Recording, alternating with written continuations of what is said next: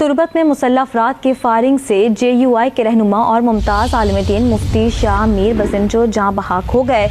मुफ्ती शाह मीर नमाज पढ़कर बाहर निकले तो मुसल्लह अफराद ने फायरिंग कर दी। अज्ञात बंदूकधारियों ने गोली मारकर हत्या की है।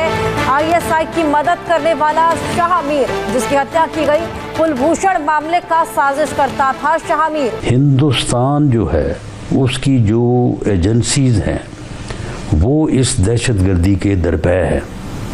पाकिस्तान दुश्मन कुव्वतें जो है वो इस दहशतगर्दी के दरपे है। मोदी है तो मुमकिन है आर्टिकल 370 का जाना, मोदी साहब ना होते तो मुमकिन ही ना होता। और अगर आज़ाद जम्मू और कश्मीर का हिस्सा बनाना है हमने जम्मू कश्मीर का, तो मोदी है तो मुमकिन है, वरना ये मुमकिन नहीं है। एक तरफ से आप हमारा शुक्रिया अदा करते हैं अमेरिका वाले, हमें तो समझ नहीं आ रही ताड़ साहब, वो मोहम्मद शरीफुल्लाह का शुक्रिया भी अदा कर ही रहे थे और सुना हमारे ऊपर पाबंदियां लगा रहे हैं, हम अमेरिका भी नहीं जा सकते। इससे बेहतर बात करना मुमकिन नहीं। ट्रंप ने शुक्रिया अदा किया, हमें अफारा हो गया है, बदअज़मी हो गई है, अजीब लोग हैं। शुक्रिया अदा किया, वो भाई नॉर्मल है। बलूचिस्तान पाकिस्तान के साथ मिलना नहीं चाहता था और बलूचिस्तान का ज़बरदस्ती पाकिस्तान के साथ इल्हाक किया गया की बेस के ऊपर फिर पाकिस्तान से इसको तोड़ने की बात करते हैं। ना हमारे पास तालीम है, ना तरबियत है, ना क्रिएटिविटी है, और गपौड़िए हम इतने हैं। पाकिस्तान में टैलेंट की कमी नहीं, कादा टैलेंट। जय हिंद दोस्तों, पाकिस्तान में फिर से अज्ञात हमलावर एक्टिव हो चुके हैं। कुलभूषण यादव के साजिशकर्ता जो कि मुफ्ती शाह मीर था, इसको उड़ा दिया है। किसी अज्ञात गनमैन ने जब ये मस्जिद से बाहर निकल रहा था तो इसको धड़ाधड़ गोलियों से ठोक दिया है। और वहीं पाकिस्तानियों का कहना है मोदी है तो मुमकिन है और ये राह की साजिश है। आप इस वीडियो में पाकिस्तानी मीडिया का रिएक्शन देखिए। पाकिस्तान में मुफ्ती शाह मीर की हत्या कर दी गई है। सबसे ज्यादा मास्टरमाइंड जो था वो यही था, मुफ्ती शाह, और इसी की हत्या जो है वो की गई है।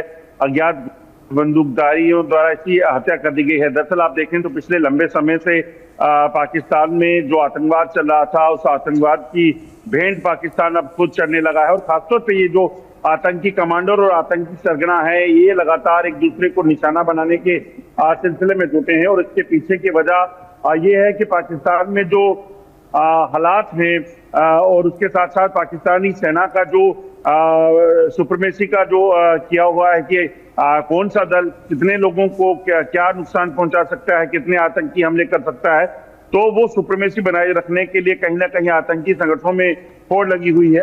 और उसी में अब इस मुफ्ती जो शाह जो है उसकी हत्या की गई है। और ये पहला मामला नहीं है, इससे पहले भी अगर आप देखें तो पाकिस्तान में लगातार इसी तरह से जो टेरर कमांडर हैं उनके जाने का सिलसिला जो है वो चल रहा है। असल बात ये है कि इस दहशतगर्दी के पीछे जो है वो हमारा अज़ली दुश्मन मुल्क, जिसने हमारा वजूद ही तस्लीम नहीं किया, वो है।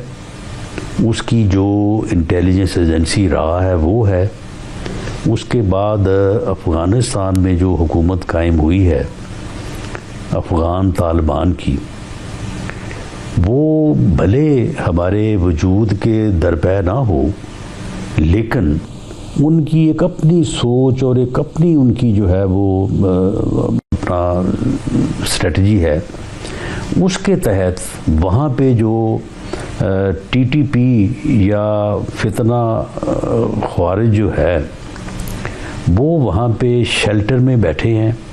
वहाँ पे उन्हें जो है वो ये सहूलत या ये यानी मौका हासिल है कि वहाँ पे बैठ के वो तैयारी करके जो है वहाँ पे जो है वो हमारे दुश्मन मुल्क से मदद हासिल करें, असला हासिल करें, फंड्स हासिल करें, और उसके बाद फिर लोगों को गुमराह करके जो है वो, जिनमें से अक्सर तादाद जो है वो उन्हीं लोगों की है जो हमारे मुल्क से तल्लुक़ रखते हैं या हमारे जो है हम में से हैं, तो उनको भेजें और वो यहाँ पे आके ये दहशतगर्दी के जो है वो वाक़यात करें।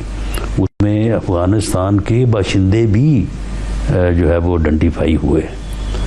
तो असल वजह तो ये है कि हिंदुस्तान जो है उसकी जो एजेंसीज हैं वो इस दहशतगर्दी के दरपे है।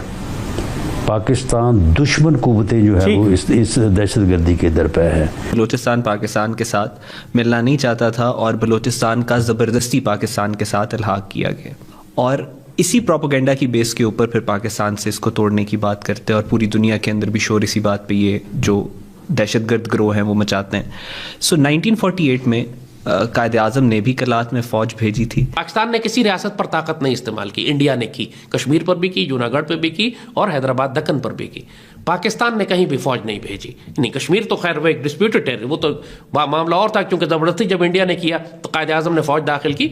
उसके अलावा बाकी सारी रियासतें अपनी मर्जी से पाकिस्तान में शामिल हुई यहाँ के, और फिर पाकिस्तान का हिस्सा 1970s में आखिर सवात ने भी अपने आप को टोटली, क्योंकि सवात वैसे ही पाकिस्तान के वफादार थे, उनके लोग वैसी हुकूमत पाकिस्तान में थे, उनका बेटा फौज में था, तो किसी भी पाकिस्तानी हुकूमत ने वाली सवात के साथ छेड़छाड़ नहीं की। क्या ठीक है, आप अंदर अपना निज़ाम चलाते रहे, बाकी ऊपर पूरा पाकिस्तान आपके आसपास मौजूद है। 70s में उन्होंने भी अपने आप को पाकिस्तान से शामिल कर दिया। जैसे आप देखें, ये तफसील से ये बात मैं इसलिए कर रहा हूं कि कॉन्टेक्स्ट पूरा आपको समझ में आ जाए। जब पाकिस्तान बना तो कायद आज़म ने खुद कबायलियों से कहा कि हम आपके इलाकों में पाकिस्तानी फौज नहीं भेजेंगे, इसीलिए उसको आज़ाद इलाका कहते थे। आप समझ लो, कबायलियों ने कहा कि जी हम पाकिस्तान से शामिल हो रहे हैं, लेकिन हमारा अपना तर्ज ज़िंदगी है जो हम सदियों से चलाते आ रहे हैं, तो आप हमें इजाज़त देंगे कि यहाँ पर पाकिस्तानी फौज ना दाखिल हो, हम अपनी मर्जी से अपने कबायली निज़ाम चलाएंगे।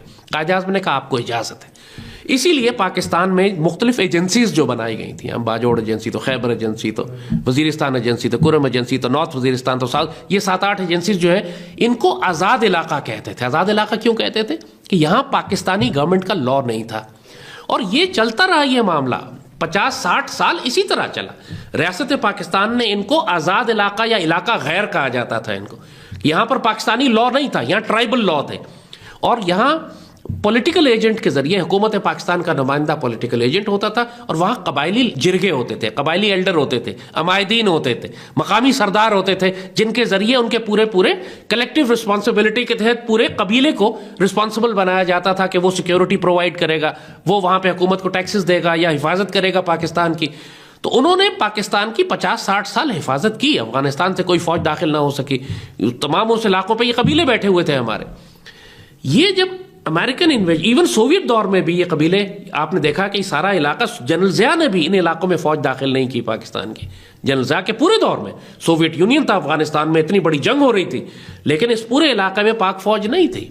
तो दोस्तों, आपने ये वीडियो देखी और आपको आइडिया लग गया होगा कि पाकिस्तानी मीडिया किस तरह से इस चीज को लेकर चल रही है और पाकिस्तान में किस तरह से डर का माहौल बना हुआ है। दरअसल अज्ञात हमलावर कहां से आते हैं, किस तरह से आते हैं और अपना काम करके चले जाते हैं, किसी को पता भी नहीं चलता, लेकिन सारा किया धरा ये राह के ऊपर डाल देते हैं। पाकिस्तानियों का हमेशा से यही रहा है कि अपनी गलतियां छुपाने के लिए सब कुछ वो राह के ऊपर छोड़ देते हैं और अपनी आवाम को बरगलाकर कह देते हैं कि ये राह ने करवाया, हिंदुस्तान की साजिश है। लेकिन अब जनता अवेयर हो चुकी है। दोस्तों, ये मुफ्ती शाह मीर वही बंदा है जो कुलभूषण यादव, इंडियन बिजनेसमैन को ईरान से किडनैप करके पाकिस्तान लाया था और इसे आईएसआई के हवाले कर दिया था। कहा यह गया था कि कुलभूषण यादव भारत के राह का एजेंट है और उसने उसे पकड़ा है, तो आईएसआई ने इसको सिक्योरिटी भी दी, इसको बहुत सारा पैसा भी दिया। मुफ्ती शाह मीर का काफी नाम हुआ, जिससे कि इसको पाकिस्तान में सभी लोग जानने लगे। लेकिन ये अचानक से गनमैन आता है और इसको ठोक कर चला जाता है। दोस्तों, ये हमेशा का हो गया है और आपने देखा भारत के दुश्मन खुद ब खुद अपने ठिकाने लग रहे हैं। कहीं ना कहीं कुछ न कुछ डेली आपको सुनाई देता है कि अननोन गनमैन ने इसको मारकर नाले में फेंक दिया है, या फिर कहीं पर अननोन गनमैन ने किसी ऐसे बंदे को उड़ा दिया है जो कि भारत के खिलाफ साजिश करने में पाया गया था, या फिर कहीं ना कहीं हाफिज सईद का रिश्तेदार है। तो ये चीजें चलती रहती है। लेकिन पाकिस्तान को अब दुनिया के धड़े से अलग कर दिया गया है, जिस तरह से ट्रंप ने घोषणा की है कि अगले हफ्ते से पाकिस्तानियों के वीजा बैन होने जा रहे हैं। बोले तो अब उनको यूएस में एंट्री भी नहीं मिलेगी। जिसको यूएस में एंट्री नहीं मिलती उसको किसी और देश में एंट्री नहीं मिलती है, तो पाकिस्तानियों को और देशों से भी निकाला जाएगा। आपके क्या विचार हैं, आप क्या समझते हैं, जरूर कमेंट कीजिए। चैनल पर नए हैं, चैनल को भी सब्सक्राइब करें। हम आपको मिलते हैं अगले वीडियो में, तब तक अपना ध्यान रखें। जय हिंद, जय भारत, जय श्री